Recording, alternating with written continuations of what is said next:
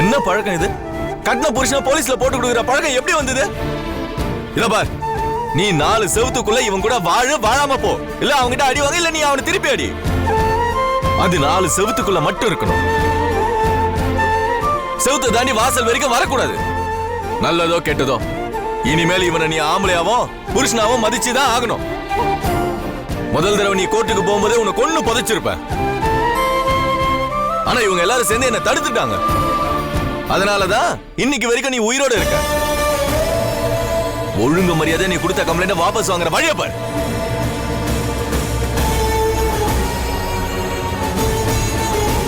நான் கம்ப்ளைண்ட வாபஸ் வாங்கிக்கிறேன். ஒரு நிமிஷம் மாதவன், எதுக்கு இப்போ இவ்வளவு மிரட்டுறீங்க? அவ வாழ்க்கையை நீங்களே நாசம் பண்ணா எப்படி? சொந்த தங்கச்சி நரகத்துக்கு போனா பரவாயில்லையா? அது நரகமா இருந்தா பரவாயில்ல, ஆனா சொர்க்கத்தை இவதான் நரகமா நினைச்சிட்டு இருக்கா. அதான் தப்பு. மாதவன், கொஞ்சம் இப்படி வாங்க, நான் உங்ககிட்ட கொஞ்சம் தனியா எதுவும் வேணாம் கவிதா, எதுவா இருந்தாலும் இங்கே பேசலாம்.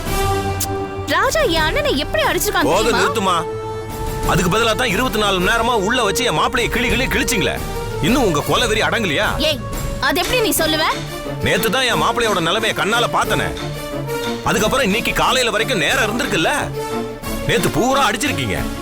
நேத்து என்ன பிரியாணி வாங்கி கொடுத்து சாப்பிடுன்னு கெஞ்சினீங்களா? அடிச்சுதான் இருக்க போறீங்க. பாத்தியா முகமெல்லாம் எப்படி வீங்கி இருக்கு? மாப்பிள சாரி. பாத்தீங்கல்ல எப்படி இருந்த பையன் எப்படி வலியில துடிக்கிறான் பாரு. இது பாரு, போதும் இதோட நிறுத்திங்க. அம்மா சொல்லிவிட்டேன். ஏய், நான் உன்கிட்ட பேசல. மாதவன், நான் என்ன சொல்ல வரேன்? ஒண்ணு வேணாம் கவிதா, நீங்களும் நம்ம குடும்பத்துல ஒருத்தரா நான் நினைச்சிட்டு இருக்கேன். நம்ம மாப்பிளைய நீங்களே அசிங்கப்படுத்துவீங்களா?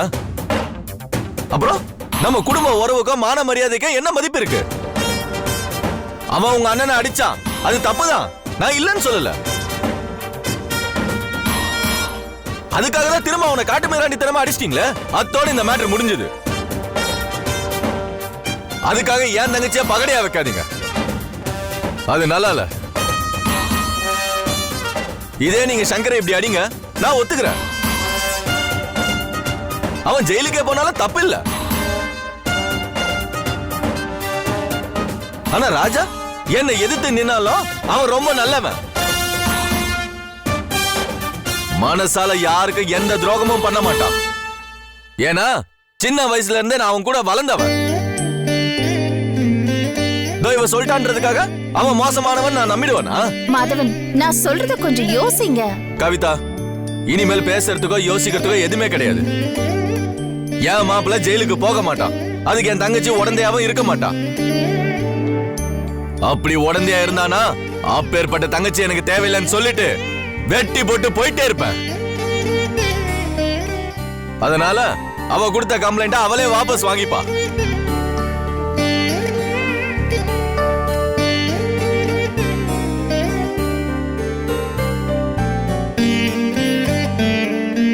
ஏய், வந்ததுல இருந்து நானே பேசிட்டு இருக்கேன். என் வாய வேடிக்கை பக்கம் நீங்க வந்த 1.5 மணி நேரம் புருஷனை மூச்சு விடாம திட்டல. இப்ப எங்க போச்சு அந்த வாய்? நீ தானே கம்ப்ளைண்ட் கொடுத்த, நீ தான் வாபஸ் வாங்கணும். சொல்ல அவங்க கிட்ட.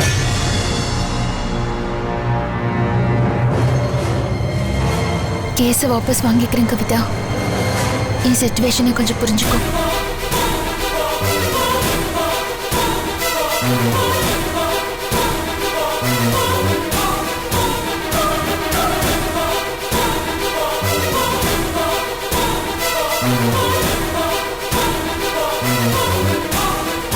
சரி, அவனை விட்டுடுறேன்.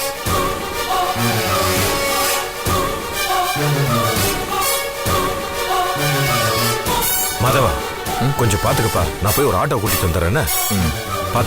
பாத்துற மாப்பிள. வாரஜா போலாம். ரேகா, லைன்ல ஒரு நிமிஷம் இரு. வாரஜா. சொல்லு.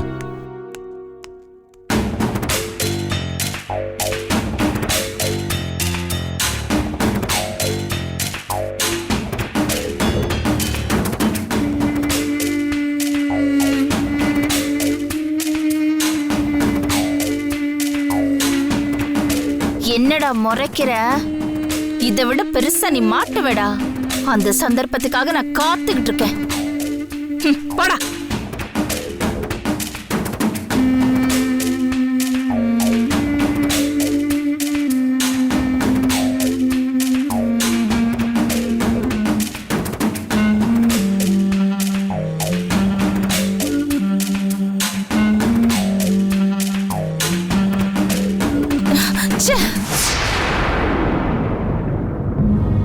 ரேகா, நாங்க ராஜாவை வெளியே எடுத்தாச்சு.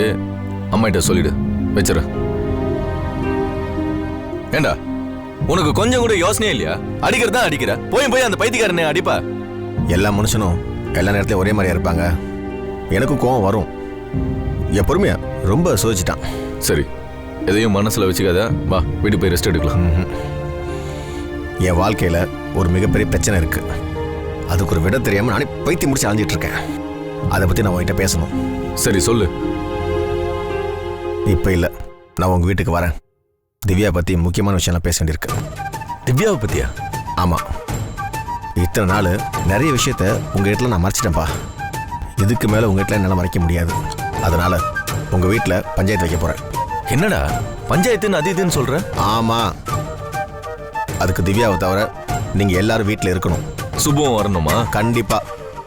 சுபு மச்சான், அத்தை, நீ, ரகு, ரேகா எல்லாரும் அங்க இருக்கணும்.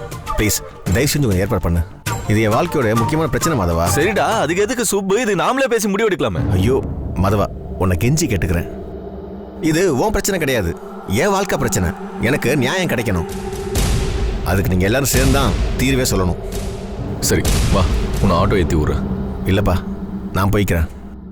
நீ போ, நான் இன்னைக்கு வீட்டுக்கு வரேன். டேய்,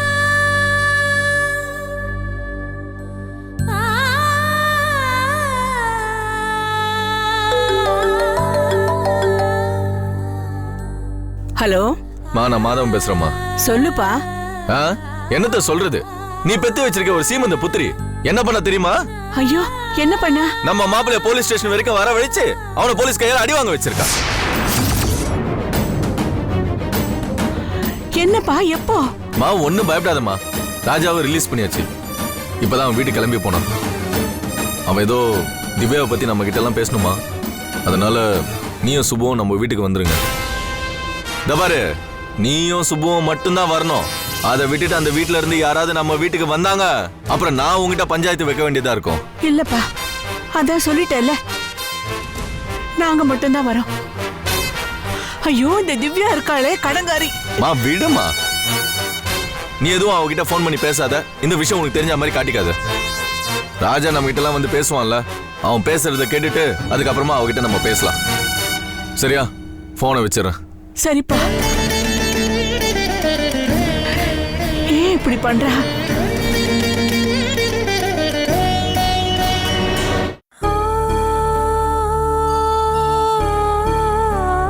இல்ல, பொண்ணுக்கு அப்பா அம்மா இல்லாம எப்படிங்க? இந்த காலத்துல பொண்ணுக்கு அப்பா அம்மா இருந்தாலே சீர்திருத்தி செய்யறது கொஞ்சம் கஷ்டம்.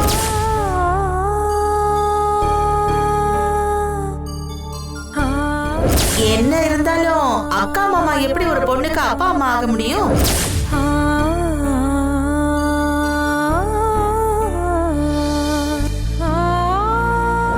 அது மட்டும் இல்லைங்க, பொண்ணு சின்ன வயசுலயே அப்பா அம்மாவை இழந்துருச்சுன்னு சொன்னீங்க.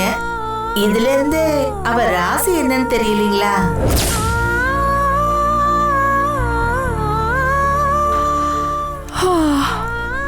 அக்கா, செம்ம தூக்கம் இன்னைக்கு. அதான் டைம் போனதே தெரியல. ஆமா, ஒரு காஃபி போட்டு கூட. என்ன, ஏன் டல்லா இருக்க? மதியம் நீ தூங்கலையா? ராத்திரி படுத்தாலே எனக்கு தூக்கம் வர மாட்டேங்குது. இதுல நான் மத்தியானம் வேற தூங்கணுமா?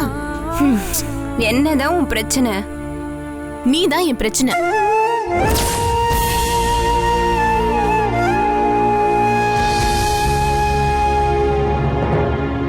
என்னக்கா சொல்ற? நானா? இல்ல, அன்னைக்கு உன்னை பொண்ணு பார்க்க வந்தவன் உன்னை கண்ணா அப்படின்னான்னு பேசிட்டான். சின்ன வயசுலயே அப்பா அம்மாவை இழந்துட்டதுனால உன்னை ராசி கெட்டவன் சொன்னான். என் மனசுக்கு எவ்வளவு கஷ்டமா இருந்தது தெரியுமா? என்னக்கா நீ வேற? உன்னை அந்த மாதவன் ராசி கெட்டவன் சொன்னான், என்ன இந்த மாப்பிள்ள ராசி கெட்டவன் சொல்றான். பார், இப்படி ஊருக்கு 4 தடி பசங்க இந்த மாதிரி பஜ்ஜி சுஜியை தின்னுட்டு இப்படி பொம்பளைங்களை புறம் பேசுறதே வேலையா வச்சிட்டு இருக்காங்க. இந்த மாதிரி ஆளுங்களை எல்லாம் நினைச்சு நம்ம வருத்தப்பட்டோம்னு வச்சுக்கோ, நம்ம வாழ்க்கையில இருக்கிற கொஞ்சம் நெஞ்ச சந்தோஷமும் போயிடும். விடு விடு, பாத்துக்கலாம். ஆமா, நானும் காலையில இருந்து பாக்கலையே. மாமா ஒத்தையும் எங்க? திவ்யாவை பத்தி ஏதோ பெரிய பஞ்சாயத்தா, அதனால எல்லாரும் மாதவ வீட்டுக்கு போயிருக்காங்க. போர் அடிக்குதுக்கா, அப்படியே படத்துக்கு போலாமா? இல்லடி, நான் கிட்ட கொஞ்சம் தனியா பேசணும். சரி சொல்லு. இல்ல, இங்க வேண்டாம், வா கோயிலுக்கு போய் பேசிப்போம். கோவிலுக்கா? ஏன், இங்க ஏதாவது பிரச்சனை இருக்கா என்ன? இங்கே சொல்லுக்கா, இங்க நீயும் நானும் மட்டும் தானே இருக்கோம். இல்லடி, இங்க வச்சு பேச எனக்கு தைரியம் வரல. நான் எடுத்திருக்கிற முடிவை தனி ஒரு ஆளா உன்கிட்ட என்னால சொல்ல முடியாது. அதுக்கு எனக்கு அந்த தெய்வத்தோட துணை வேணும். என்ன சொல்ற நீ? எனக்கு ஒண்ணுமே புரிய மாட்டேங்குது. இங்க பாரு, நான் காஃபி போடுறேன், சாப்பிட்டு கிளம்பு. கோயில வச்சு உன்கிட்ட ஒரு விஷயம் பேசுவேன். என் சந்தோஷம், துக்கம், என் எதிர்கால வாழ்க்கை எல்லாமே உன் கையில இருக்கு. அக்கா, என்ன பேசிட்டு இருக்க நீ? இங்க பாரு, அது நான் என்னன்னு சொல்ற வரைக்கும் தயவு செஞ்சு நீ கேட்காத. என் கூட கொஞ்சம் கோஆபரேட் பண்ணு ப்ளீஸ்.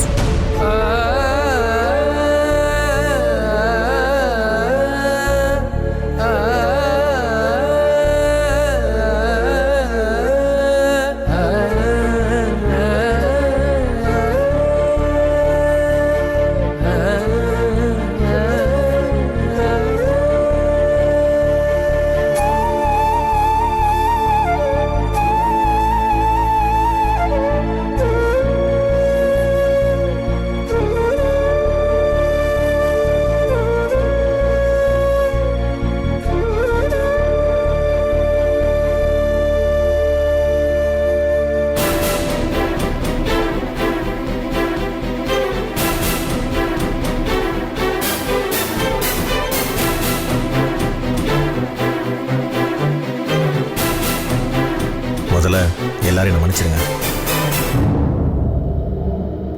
நானும் திவ்யாவும் இனிமே ஒன்னா சேர்ந்து வாழ்றது ரொம்ப கஷ்டம்.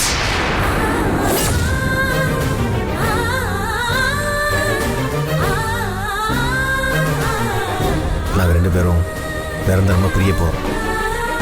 ராஜா, மாப்பிள்ள என்ன பேசுறீங்க? வெட்டி போட்டுருவோம் உன்னை. ஏய் இருடா, அவன் என்ன சொல்ல வரான்னு கேட்போம். என்ன சொல்ல வரானா? அதான் மண்ணில ஒரே போடா போட்டானே. பஞ்சாயத்து பேசணும், எல்லாரும் இங்க வர வச்சுட்டு நெஞ்சில நெருப்பள்ளி கொட்டுறா. இங்க பாரு மாதவா, நான் சொல்றது கொஞ்சம் பொறுமையா கேளு. என்னடா பொறுமையா கேட்கணும்? இதுக்கு மேல என்ன பொறுமையா கேட்கணும்? என் தங்கச்சி உன்னை போலீஸ் ஸ்டேஷன் வரைக்கும் இழுத்தது தப்புதான். ஆனா நியாயம் அவ பக்கமா இல்ல உன் பக்கமா நான் சரியா கூட விசாரிக்கல. நம்ம குடும்ப பிரச்சனை நம்மளோட போட்டோம். அத போலீஸ் ஸ்டேஷனுக்கோ கோர்ட்டுக்கோ இழுத்து ரெண்டு குடும்பமும் அசிங்கப்படக்கூடாதுன்னு நான் நினைச்சேன். அதனாலதான் போலீஸ் ஸ்டேஷன்ல அவளை கூப்பிட்டு மிரட்டி பூ மேல கொடுத்த கேஸ வாபஸ் வாங்க வச்சேன். அதெல்லாம் உண்மைதான்ப்பா. அப்புறம் இதுக்கு மேல ஒரு மனுஷன் எப்படி அனுசரணையா நடந்துக்க முடியும்? நான் செஞ்சதை கொஞ்சம் கூட நினைச்சு பார்க்காம திவ்யா கூட வாழ மாட்டேன்னு ஒரே போடா போடுற. 2 வருஷம் அவளோட குடும்பம் நடத்தினால இப்ப தூக்கி போறேன்னு சொல்ற. அவன குப்பையா? இதோ பார், இந்த மாதிரி இன்னொரு தடவை பேசிட்டு இந்த வீட்டை விட்டு உயிரோட போயிடலான்னு மட்டும் நினைச்சிடாத. அத மனசுல வச்சுக்கிட்டு வார்த்தை அளந்து பேசு. மாதவா, நீ கொஞ்சம் பொறுமையா பேசுப்பா. எனக்கு நெஞ்சு படபடன்னு இருக்கு. நீங்க ஒன்னும் பதற்றப்படாதீங்கம்மா. ராஜா ஏதாவது பண்ணா அது கண்டிப்பா காரணம் இருக்கும். அவன் என்ன சொல்றான்னு தான் கேட்போம். சொல்ல விடுங்க. திவ்யா விட்டு பிரியணுன்ற முடிவு நான் எடுத்த முடிவு இல்லை, அவ எடுத்த முடிவு.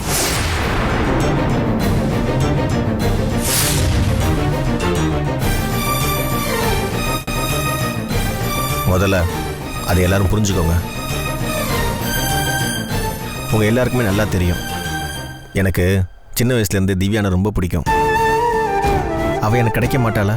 அதனால என் வாழ்க்கை சந்தோஷமா அமையாதான்னு நினைப்பேன். ஆனா இந்த 2 வருஷமும் அவ கூட நான் வாழ்ந்ததுக்கு அப்புறம் தான் நிறைய விஷயம் புரிஞ்சுது. நான் என் சந்தோஷத்தை மட்டுமே பார்த்துக்கிட்டு இருந்தேன். அவ சந்தோஷத்தை நான் பார்க்கவே இல்லை.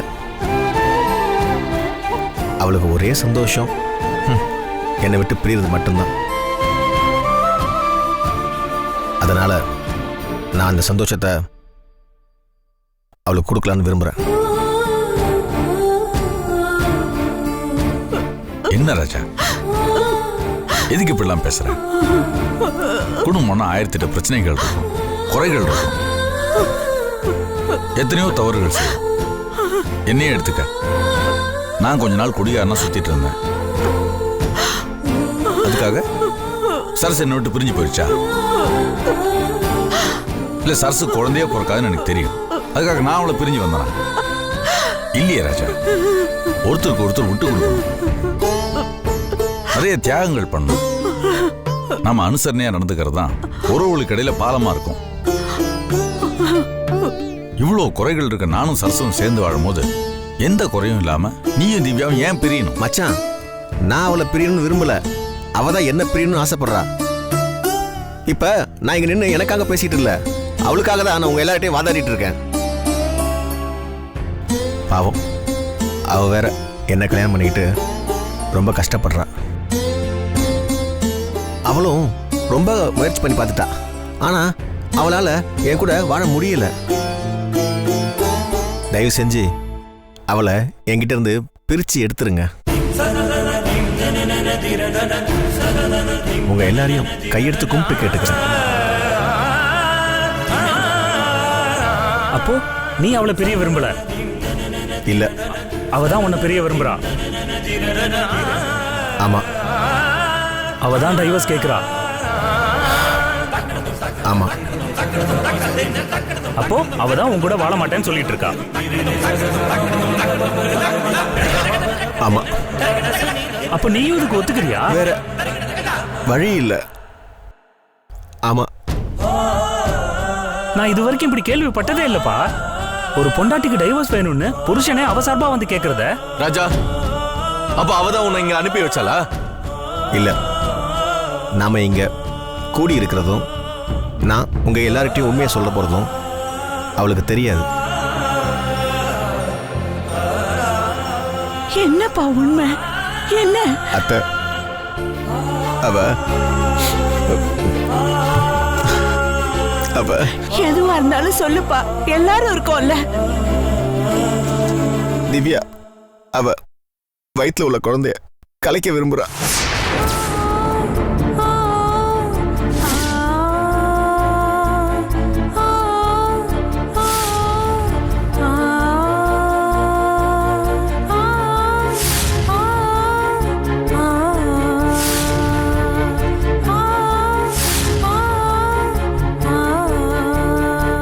சொல்றீங்க? அதான் அவளுக்கும் எனக்கும் இருக்க பிரச்சனையே. அவ வாந்தி எடுத்தான்னு டாக்டரை பார்க்க போனோம். டாக்டர் செக் பண்ணி பார்த்துட்டு கர்ப்பமா இருக்குன்னு சொன்னாங்க. எனக்கு ரொம்ப சந்தோஷமா இருந்துச்சு. ஆனா திவ்யா சொன்ன முத வார்த்தை நான் இந்த குழந்தைய கலைக்க போறேன்னு தான்.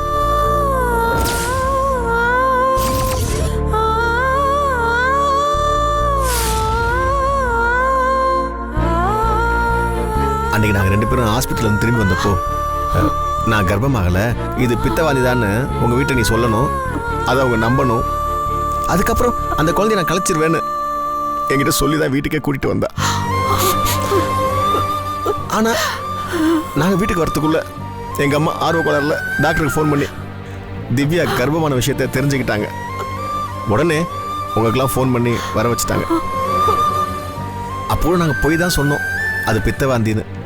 ஆனால் உங்களுக்குலாம் உண்மை தெரிஞ்சதுனால நீங்கள் யாரும் அதை நம்பலை. நாங்கள் விளையாட்டுக்கு சொல்கிறோன்னு நீங்கள் நினச்சிக்கிட்டீங்க. அதனால தான் அன்னைக்கு அவன் முகத்தில் சந்தோஷம் இல்லாமல் இருந்துச்சு. ஆமாம்மா, நம்மளும் அதை பற்றி தானே வீட்டுக்கு வரும்போது பேசிக்கிட்டே வந்தோம்.